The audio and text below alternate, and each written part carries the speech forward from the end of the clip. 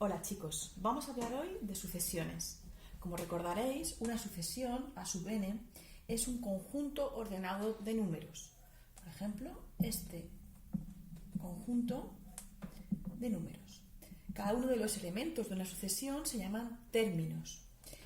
Y normalmente, cuando yo voy a poner una sucesión, quiero hablar de los términos de la misma, les vamos a poner la misma letra minúscula y les vamos colocando un subíndice que lo que nos dice es en qué posición está ese término. Bien. Normalmente, para designar una sucesión, cuando hablamos de la sucesión, diremos que hablamos de la sucesión A sub n y la pondremos entre llaves, puesto que es un conjunto. Normalmente vamos a definir la sucesión usando el término general, que es una expresión algebraica que nos va a dar el valor del término en función de su posición. Por ejemplo, la sucesión que yo he puesto tiene como término general 2n menos 1. Así, si yo quiero calcular el término que hace 100, simplemente tengo que sustituir la n por 100. Sería 200 menos 1, 199. Bueno, pero a veces hay sucesiones que no se definen mediante en función de la posición, sino que se definen usando términos anteriores. Ese tipo de sucesiones se dice que son recurrentes. Es decir, porque necesito conocer algunos elementos, algunos términos para poder continuar esa serie. Una de las sucesiones más famosas que se define de forma recurrente es la sucesión de Fibonacci. Esta sucesión lo que hace es que, dados los dos primeros números naturales, el tercero se obtiene sumando los dos anteriores, con lo cual este será 3, el siguiente 2 más 3, 5, el siguiente 8, 13 y así en adelante. En este caso, para definir un término no usamos la n, sino que decimos que son la suma de los dos anteriores. Es decir, esta serie se define por recurrencia. Bien, este curso nosotros vamos a estudiar el comportamiento de ciertas sucesiones, pero para eso debemos establecer dos grandes diferencias, ¿vale? La primera sería hablar de sucesiones monótonas, es decir, veremos monótonas. Son sucesiones que bien cada término es mayor que el anterior o menor, es decir, puede ser sucesión monótona creciente o decreciente, y sucesiones que se dice que son oscilantes. ¿Por qué se llama oscilantes? Pues bueno, porque a veces crecen, a veces decrecen y no tienen un comportamiento tan sencillo, ¿vale? Nos vamos a centrar en este curso en las sucesiones monótonas. Y vamos a definir, por lo tanto, qué es una sucesión monótona creciente y qué es una sucesión monótona decreciente. Una sucesión monótona creciente es aquella que cumple esto. Digamos que A sub n, la sucesión A sub n es monótona creciente si sucede lo siguiente: A sub n más 1 es mayor que A sub n para todo n perteneciente a los naturales, es decir, para todos los términos de la sucesión. Es decir, si siempre que un término es mayor que el anterior en todos los términos, se dice que es monótona creciente. De forma similar, una sucesión puede ser monótona decreciente si cumple lo siguiente. La sucesión B sub n es monótona decreciente si A sub n más 1 es más pequeño que A sub n para todas las n pertenecientes a los naturales. Vamos a traducir. Será monótona decreciente, es decir, irá decreciendo si un término es menor que el anterior para todas las n, es decir, para todos los términos de la sucesión. Entonces, una vez que hemos planteado, ¿no?, a qué nos referimos con sucesiones monótonas crecientes y decrecientes, vamos a estudiar un poco más a fondo cuál es el comportamiento de estas funciones.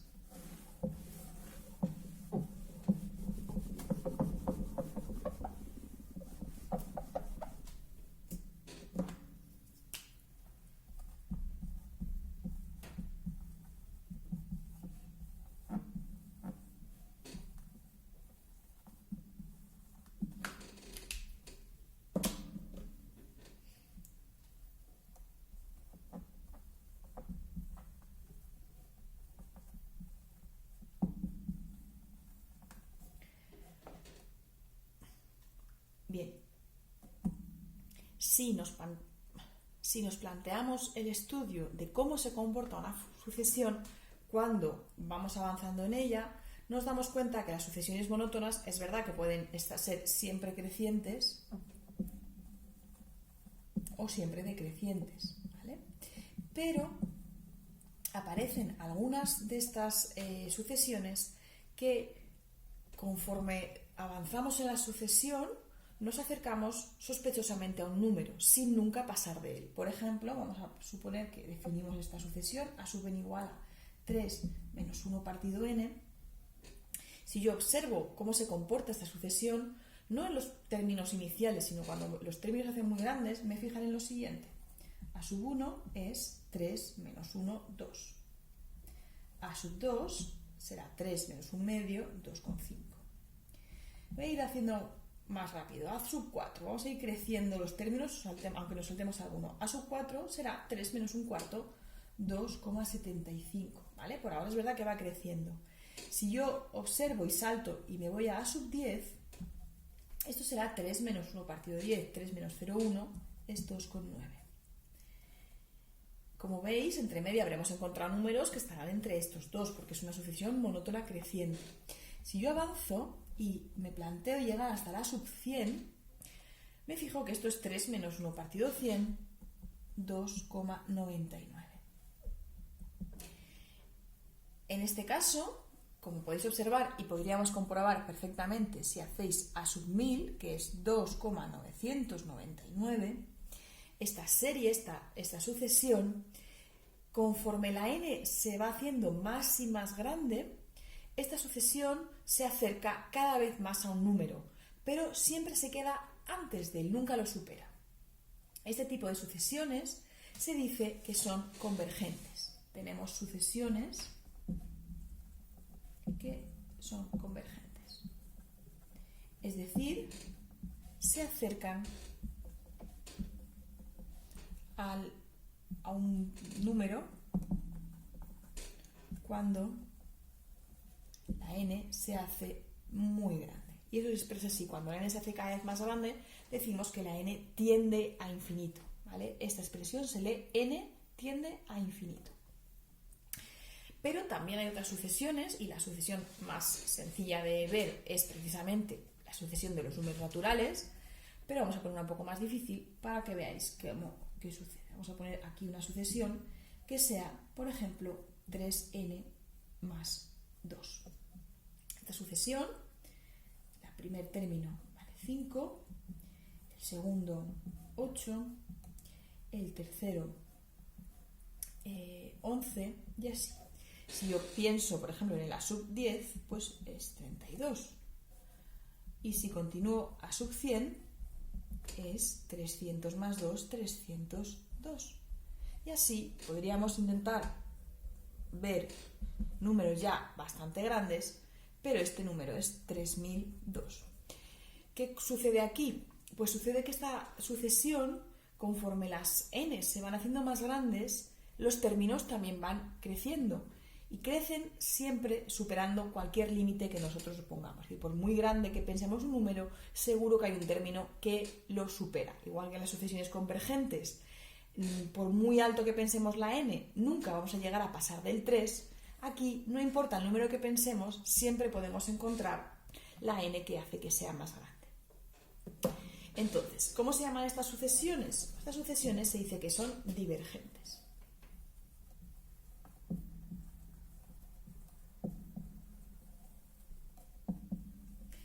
evidentemente, las sucesiones que son crecientes, las crecientes, ¿hacia dónde tienden? Lo que hacen es divergir y como cada vez son más grandes, o sea, cada vez vamos a buscar un número que es más y más y más grande. Por eso decimos que divergen o que tienden a infinito. Son sucesiones que cada vez son más grandes hasta el límite de que sean el concepto infinito.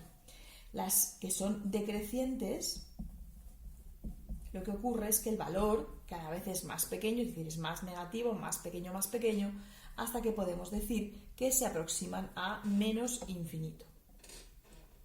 Bueno, pues esto precisamente es lo que nos va a dar la definición o el concepto de límite.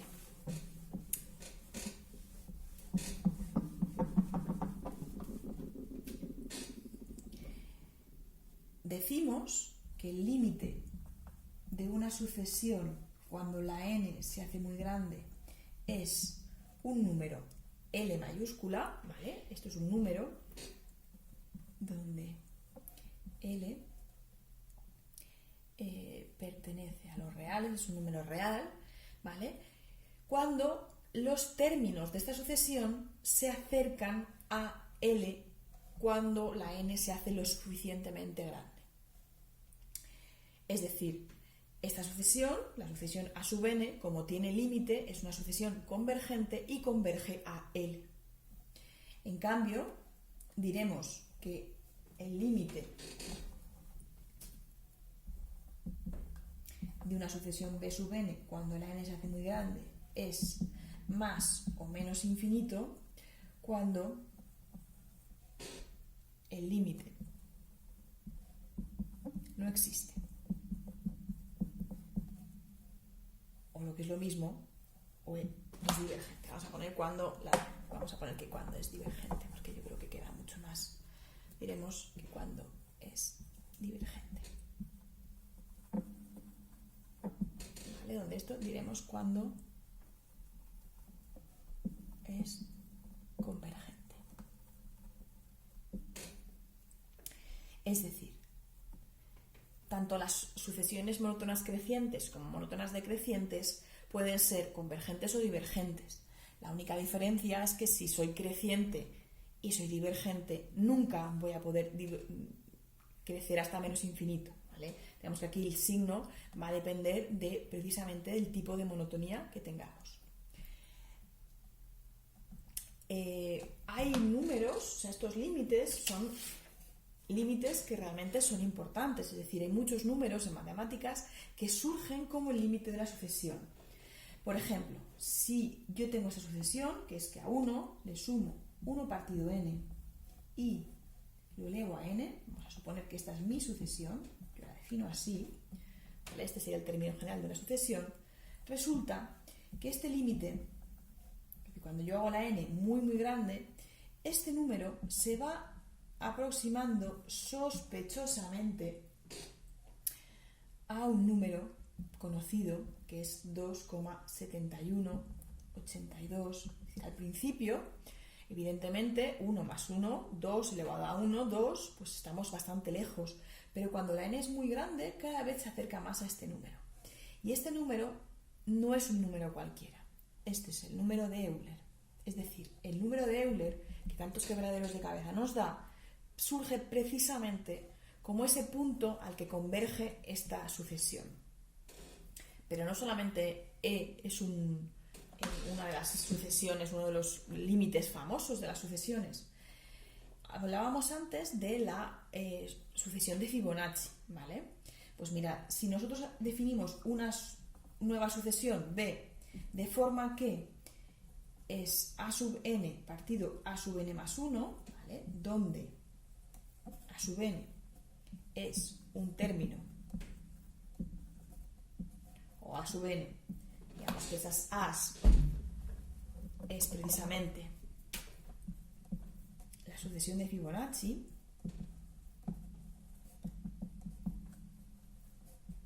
¿vale? Para que entendáis esto, la sucesión era 1, 2, 3, 5, 8, 13, 21. Bueno, pues si nosotros dividimos, es al revés, es A sub n entre n más 1, creo. Sí, esto es menos 1. Esto es n más 1 y aquí n, ¿vale? Es lo mismo. Simplemente lo que hacemos es, si vamos dividiendo 13 entre 8, 21 entre 13 y así con todos, resulta que el límite de a sub n más 1 partido a sub n es un número que es de sobra conocido por los griegos ya, que es este de aquí, que con su expresión decimal es aún más conocido, que es el número áureo. La proporción áurea viene precisamente de la sucesión de Fibonacci, ¿vale? Es verdad que este número no solamente aparece como, o sea, es anterior, o sea, Fibonacci lo descubre, la serie es muy posterior a que los griegos ya hablaban de esta divina proporción o proporción áurea. Pero es verdad que es precisamente ya, digamos, en la época moderna, hablando de moderno siempre a partir de del Renacimiento, es cuando realmente estos números que los griegos ya conocían empiezan a tomar cuerpo. ¿Por qué? Porque aparece el estudio de las sucesiones y encontramos una expresión matemática que soporta o que nos da la clave de estos números. Bueno, chicos, primer vídeo, primera toma de contacto con sucesiones. Veamos ahora cómo calcular estos límites tan interesantes. Antes de empezar a ponernos realmente a calcular, vamos a hablar de qué operaciones se pueden hacer con límites. Para eso vamos a suponer que tenemos dos sucesiones monótonas. No necesariamente tienen que ser monótonas las dos crecientes, simplemente tienen que ser dos sucesiones monótonas.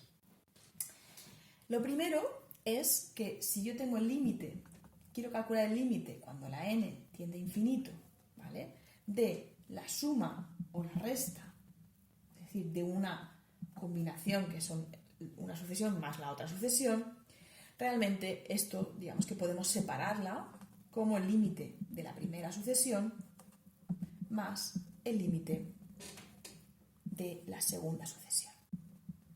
Esta idea de que yo puedo ir troceando los límites de la suma es la suma de los límites, veremos que se va a repetir con un montón de operaciones con límites, de forma que nos va a permitir calcular los límites como elementos más o menos individuales. Además de la suma, podríamos tener el límite de un número k por una sucesión, ¿vale? K no es una sucesión, es un número. Bueno, pues esto es tan sencillo como que realmente es k por el límite de la sucesión. Ya veremos que estas sucesiones pueden ser convergentes, divergentes, pueden ser de mil formas. Pero es verdad que si yo tengo un número que multiplica una sucesión, digamos que podemos sacar delante el número y calcular la sucesión de el límite de la sucesión tal cual. Bueno, también podemos tener el límite de dos sucesiones que se están multiplicando, cuando la n tiende a infinito.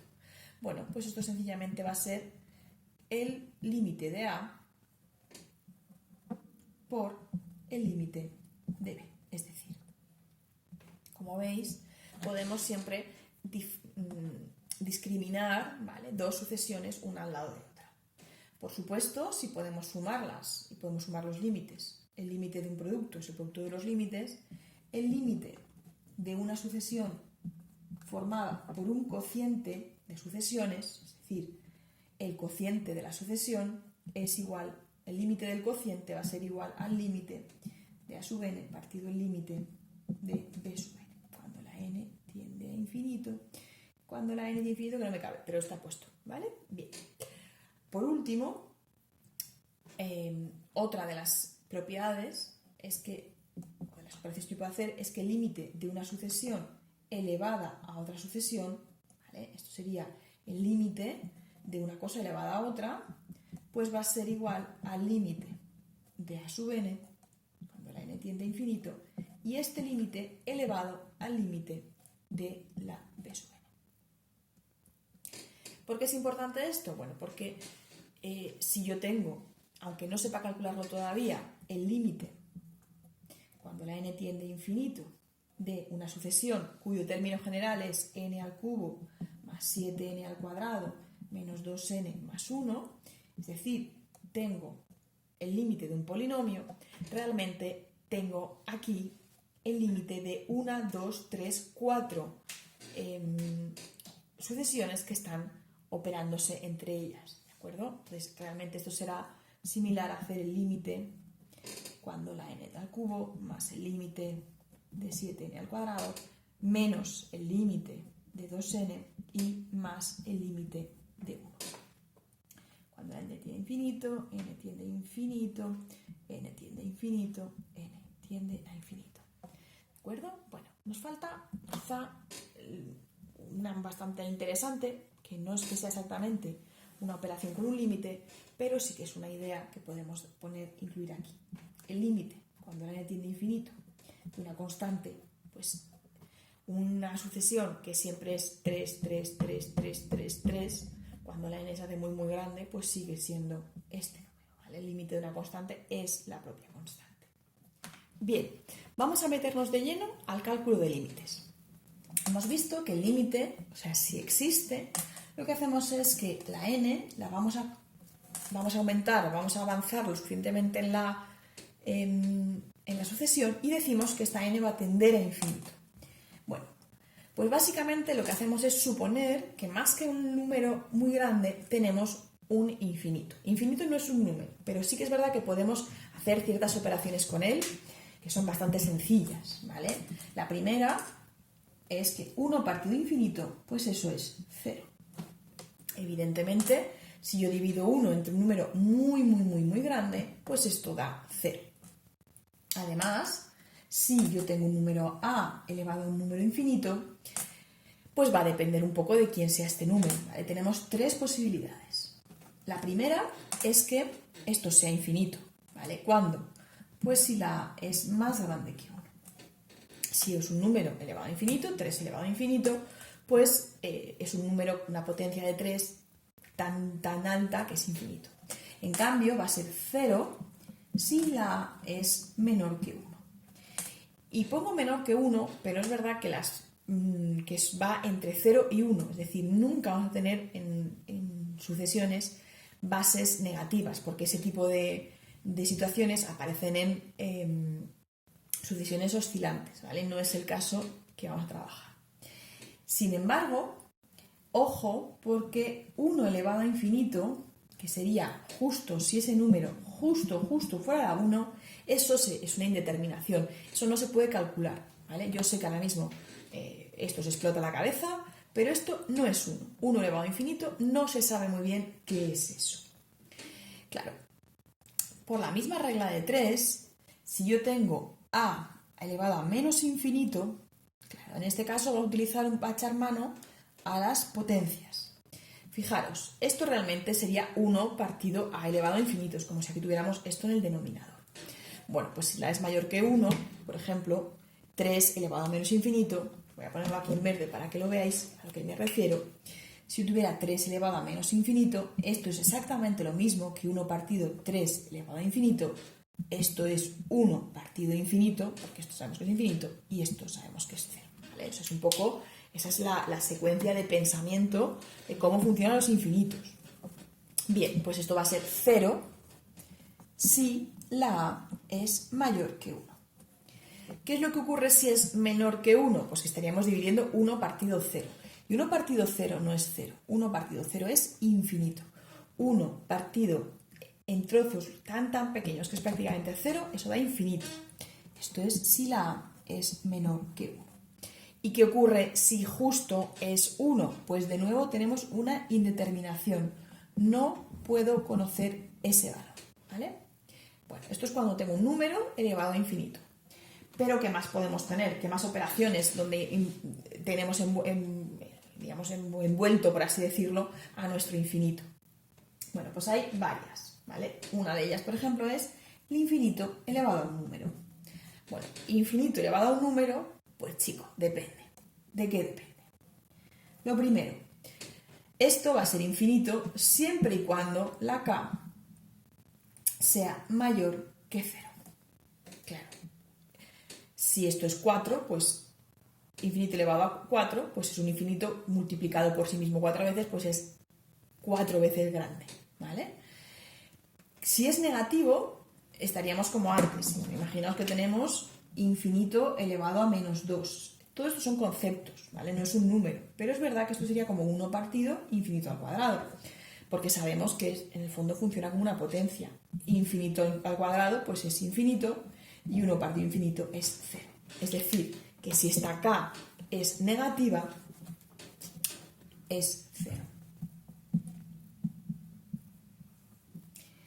¿Qué ocurre con el 0 justo? Pues que de nuevo tenemos una indeterminación. Infinito elevado a 0, pues no tengo exactamente claro qué es, ¿vale? Eso tendremos que resolverlo con otra serie de herramientas matemáticas. Algo similar pasa con infinito elevado a menos k. Pues hombre, de nuevo, digamos que estas situaciones se invierten porque estaríamos en la parte contraria. Esto va a ser 0 si la k es mayor que 0 e infinito si la k es más pequeña que 0. Y en el caso de que justo la k sea 0, pues no lo puedo calcular, ¿vale? K es igual a 0. Además, puede que como tengamos varios límites por ahí sueltos, aparezcan una serie de supuestos, ¿vale? Primero, un número k por infinito, pues va a ser infinito. Ahora, lo que pasa es, voy a ponerlo bonito, porque k por infinito, pues en el fondo depende de qué. Pues depende de que si k, eso va a ser infinito, más infinito, si k es mayor que 0, y menos infinito, si k es menor que 0. Y si es 0 por infinito, no lo puedo calcular, ¿de acuerdo? Fijaros que lo voy a dejar justo, hay algunas cosas, algunos cálculos que no se pueden saber, como por ejemplo 0 por infinito. Infinito elevado a infinito, infinito. Infinito elevado a menos infinito, eso es 0, porque será 1 partido infinito, 0. Más infinito por infinito. Bueno, pues en este caso va a depender del signo del infinito, pero vamos, en principio, más infinito. Si tengo menos infinito por más infinito, pues regla de los signos, menos infinito. Después hay una serie de indeterminaciones que necesito conocer más datos, ¿vale? En principio, yo infinito menos infinito no puedo saber cuánto vale, ¿vale? Va a depender un poco de lo que se llama el orden de los infinitos, es decir, cuál de los dos es más grande. También pasa lo mismo con infinito partido infinito, ¿vale? Esta es otra de las indeterminaciones que no podemos resolver a no ser que sepamos un poquito más. Y ya hemos puesto aquí la de 1 elevado a infinito. Esta tampoco vamos a saber resolverla, ¿vale? Al menos sin hacer alguna operación extra por ahí. Y yo creo que este curso más o menos estas ya nos valen, ¿vale? Estas son las que más van a aparecernos. Es verdad que hay otras, pero estas tres son las que vamos a aprender a identificar y a resolver. Una vez que ya hemos hablado brevemente sobre las operaciones con límites y una vez que yo tengo por ahí los infinitos, cómo puedo operar con ellos, vamos a ver en concreto ya lo que son las bases del cálculo de límites, ¿vale? El cálculo de límites es una cosa bastante sencilla. Tengo que tener una serie de particularidades, ¿vale? Vamos a empezar con las potencias. Vamos a calcular el límite cuando la n tiende a infinito de un número, n elevado a un número, ¿vale? ¿Esto dónde va a aparecernos? Pues, por ejemplo, en los monomios. N elevado a 3, n a la cuarta, n al cuadrado, ¿vale? N. Este límite tiene, como hemos visto antes, en el fondo sería, cuando el n se hace muy grande, sería infinito elevado a k. Entonces, ¿de qué depende? Pues va a depender de que si la k es positiva, si k es mayor que 0, este límite va a darnos infinito. Y por el contrario, va a darnos 0 si la k es negativa. ¿De acuerdo? Si es 0, o sea, si k es 0, será una indeterminación que no podremos resolver. Fijaros que no la voy ni a poner. Solamente vamos a trabajar con mayores o menores que 0. Veamos un ejemplo. El límite, cuando la n tiende a infinito, de menos 7n al cuadrado. Bien. Es verdad que no es exactamente esta, pero nosotros hemos visto que este menos 7 por lo puedo poner delante. Menos 7 por el límite de n al cuadrado, cuando la n se hace muy, muy grande. Estos límites son muy directos, porque esto da infinito. Infinito al cuadrado, infinito. Esto va a ser menos 7 por infinito. En este caso se conserva la regla de los signos. Es verdad que esta operación de cualquier número por infinito, el resultado es infinito. Ahora, si yo lo que tengo es un número negativo, el resultado va a ser menos infinito. ¿Es necesario hacer estos dos pasos intermedios? No. Directamente podemos ver aquí que si lo que tengo es una potencia con un exponente positivo, el límite lo que va a hacer es adoptar, por así decirlo, el signo de su coeficiente, el signo de lo que le está multiplicando. Es decir, si yo tengo esto, el límite, cuando la n tiende a infinito, de 1/3 de n a la 7, bueno, pues simplemente me fijo en que este tiene signo positivo, la n está elevado a un número positivo, con lo cual esto va a ser más infinito. No tengo más que hablar. Aquí, bueno,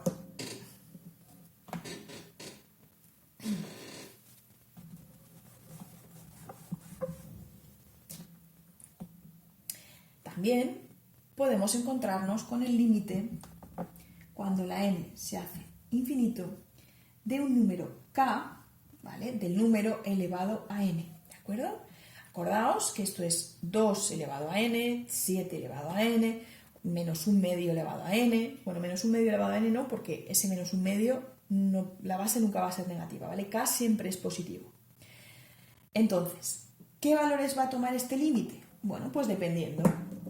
¿De qué depende? Pues precisamente de k. Esto va a ser infinito si la k es mayor que 1. Es decir, por ejemplo, el límite, cuando la n tiende a infinito, de 7n, ¿vale? 7 elevado a n, pues como el 7 es un número positivo y mayor que 1, esto va a ser infinito, ¿vale? Siempre va a ir creciendo porque son las potencias de 7, 749, 243, además crecen muy rápido.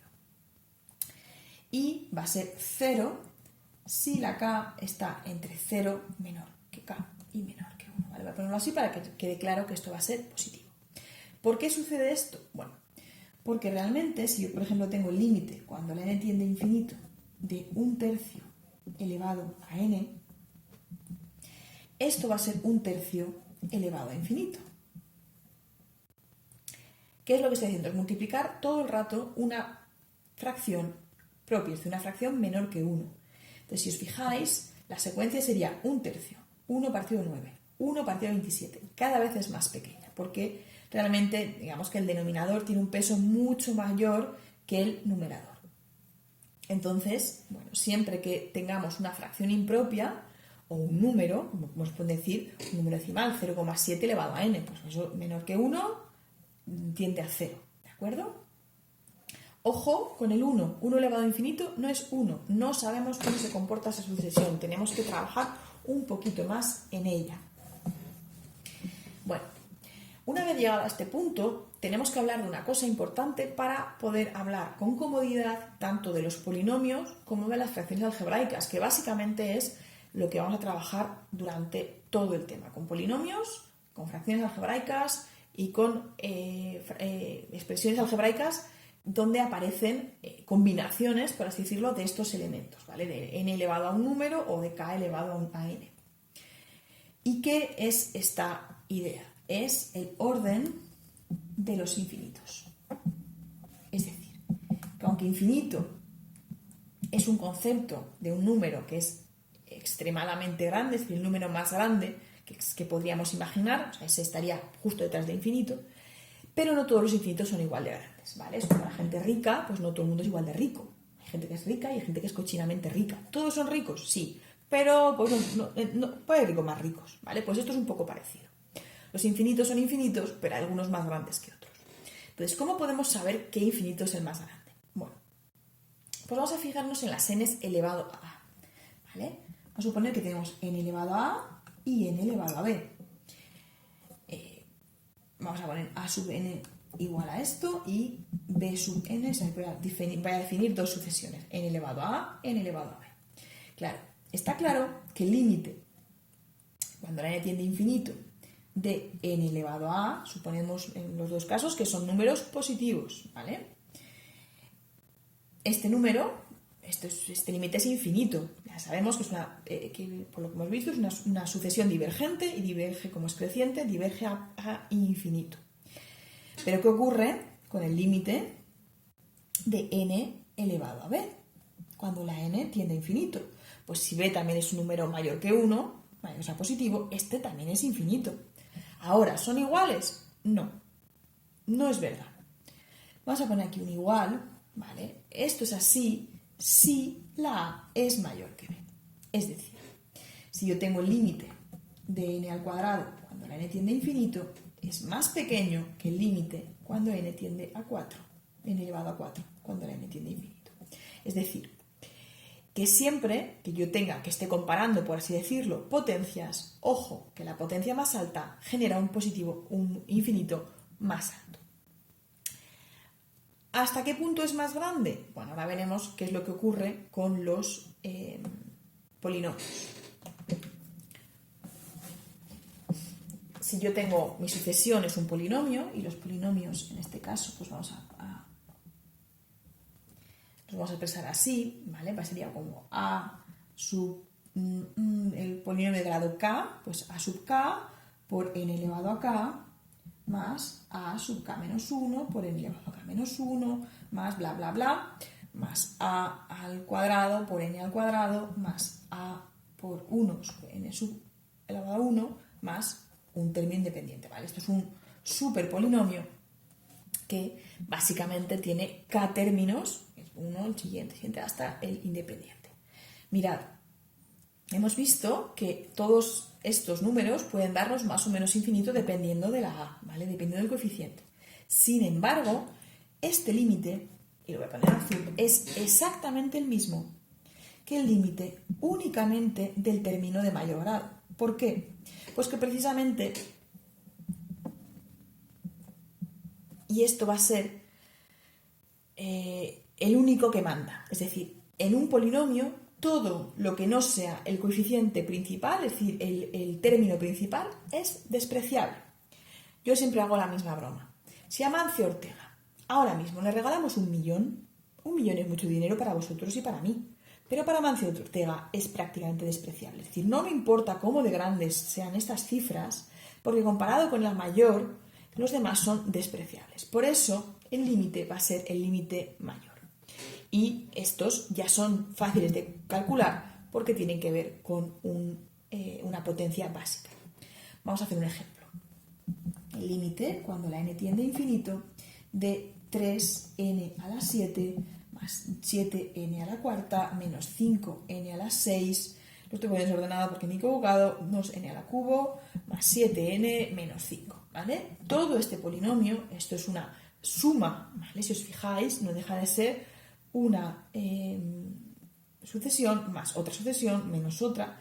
¿Qué ocurre? Que solamente me sirve o solamente es no despreciable o es no sé cómo se me acaba de ir de la palabra, solamente me tiene en consideración el más grande, con lo cual esto es igual que el límite cuando la n tiende a infinito de 3 por n elevado a 7. Y esto es 3 por infinito, porque n elevado a 7 tiende a infinito, es divergente. Y esto va a ser, que casi digo 3, no, 3 por infinito, infinito, positivo, ¿vale? Los infinitos, si no ponéis nada, se da por supuesto que es positivo, ¿vale? Pero si lo ponéis, pues eso que os ahorráis. Bien, es decir, que el cálculo de un límite de un polinomio tiene que ver sobre todo con el signo que tenga mi coeficiente principal. Por ejemplo, si yo tengo esto, el límite cuando la n tiende a infinito de menos x a la 8 más x a la 7 más x a la 6 hecho x es n. Es que como Si yo tengo menos n a la 8 más n a la 7 más n a la 6 más n a la 5 más n y más 1, a lo loco, esto es exactamente igual que el límite cuando la n tiende a infinito de menos n a la octava. Es decir, que esto va a ser menos infinito elevado a 8, que es menos infinito, ¿vale? El signo del coeficiente es el que marca el signo que puede tener nuestra divergencia en este caso. Por último, y esto es lo más importante del tema porque los polinomios por sí mismos pues no presentan grandes dificultades, pero sí que es verdad que si yo tengo una fracción algebraica, si yo tengo el límite, cuando la n tiende a infinito, de una sucesión que está formada por dos polinomios, ¿vale?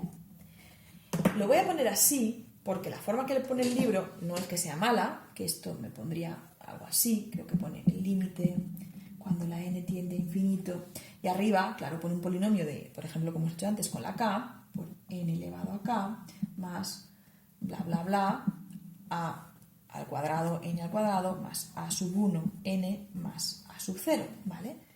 Pero claro, abajo tenemos que poner otro subíndice, vamos a poner una letra b, y aquí no podemos poner k, porque no tienen por qué tener el mismo grado, vamos a ponerle p, con lo cual esto será n elevado a p más n elevado a p menos 1, y así hasta que lleguemos a b al cuadrado, b sub 2 por n al cuadrado, más b sub 1 por n elevado a 1 más b sub 0. ¿Vale? Esto es la nomenclatura.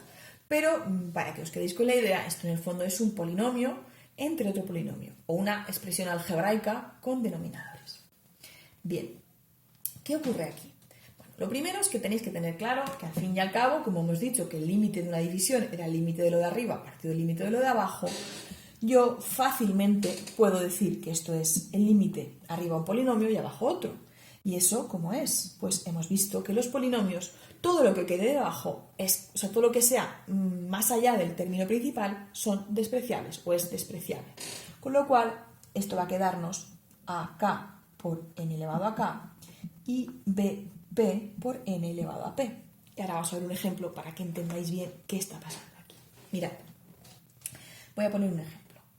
El límite, cuando la n tiende a infinito, de 3n al cuadrado más 5n más 7, partido 30n al cuadrado más 7. Bien, este límite es un límite de una fracción algebraica. Y arriba tengo un polinomio de grado 2 y abajo otro polinomio de grado 2.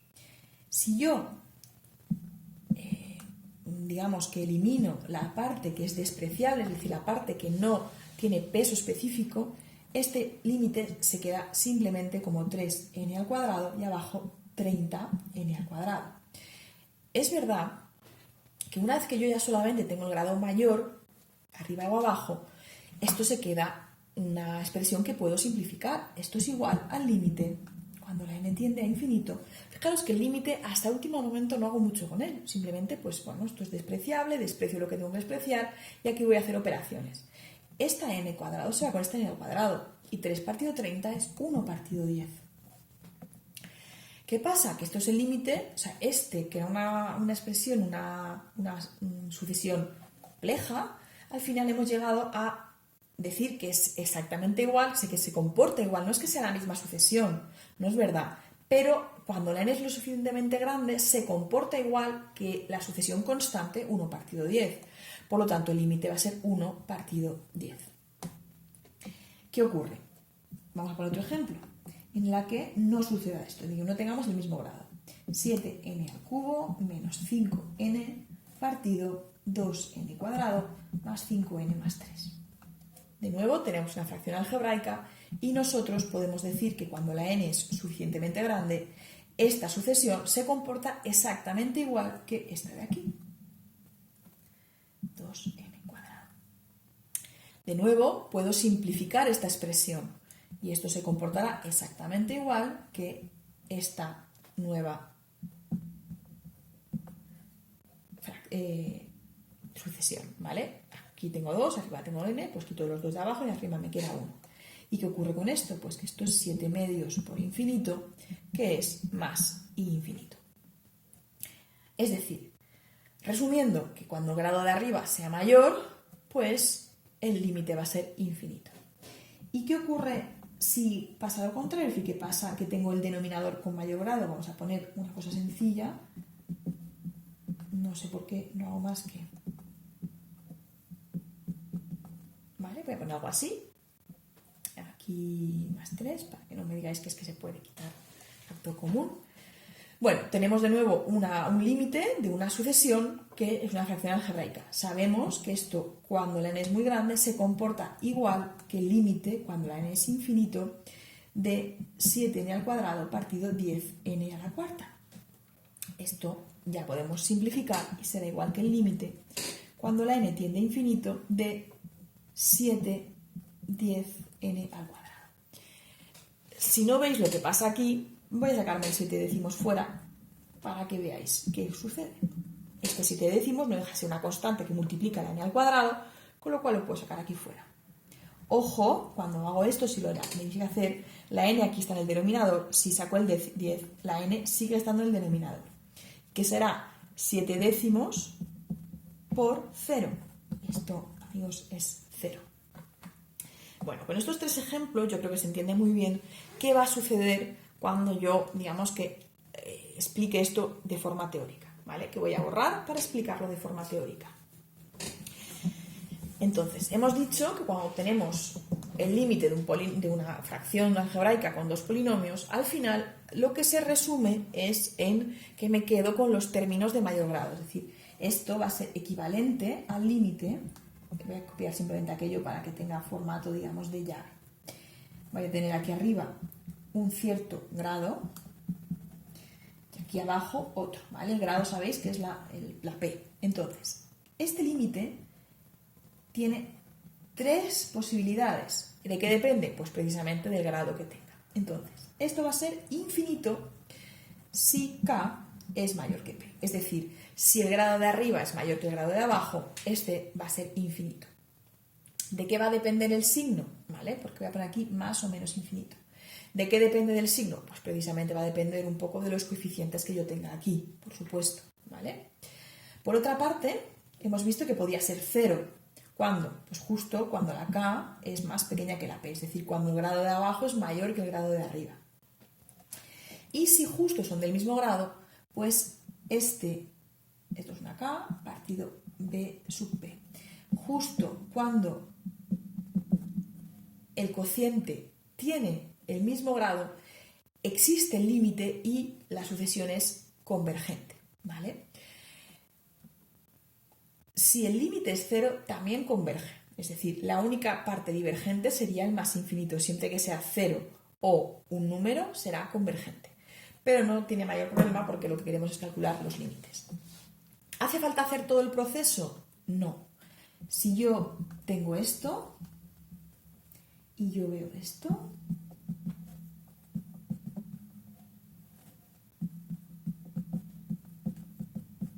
directamente yo digo, bueno, grado del de arriba 2, grado del de abajo 2, por lo tanto tienen grado igual. ¿Cuál va a ser el límite? Los coeficientes. 3 partido por 2. Y no tengo que calcular más, esto ya está bien. Si yo tengo a esto, el límite cuando la n tiende a infinito, de n a la 7 más 5n al cuadrado más 2 partido n a la 5 menos 3n más 1, ¿vale? Me fijo, grado del de arriba 7, grado del de abajo 5, más infinito y más infinito, ¿vale? Me fijo en los coeficientes, que los dos son positivos, y digo, vale, perfecto, esto es más infinito. Esta sucesión diverge al infinito.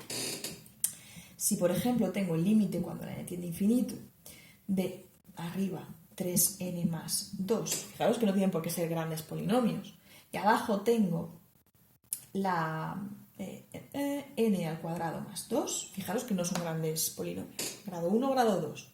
Grado 1, grado 2, gana el de abajo, este límite vale 0.